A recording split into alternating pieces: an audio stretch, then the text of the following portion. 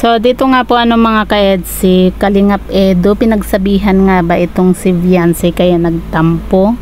So yan po mga ka-EDC, alam naman po natin no na meron nga pong naging tampuhan nga po itong si Kalingap Edu at Viancy, dahil nga po itong si Viancy ay na late po ito sa kanyang schedule nga po para sa kanyang ngipin at yun nga po, syempre naghintay din po ng matagal itong si Kalingap Edu dito kay Viancy,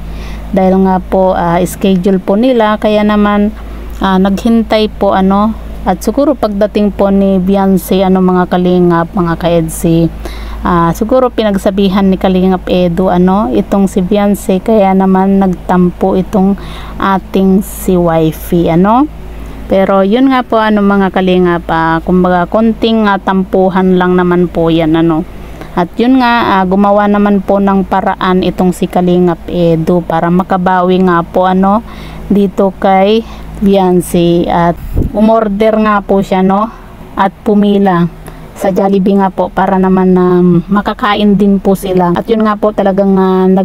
naghintay po pumila nga po ng ilang minute din po itong si Kalingap Edu, dahil nga po sa mahaba din po yung pila nga po. At yun nga po, dahil nga po sa nagtatampo itong si Viancy,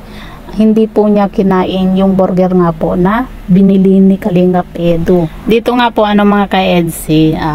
kumbaga masasabi po natin na malalim na po talaga ang samahan nga po ni Kalingap Edu at Viancy, kasi nga po meron na pong tampuhan, di ba? Na nangyayari lang po sa magkaibigan, sa magkasintahan, yung mga ganitong tampuhan pero natural lang naman po yun mga ka-EDC, na nagkakaroon po tayo ng tampo sa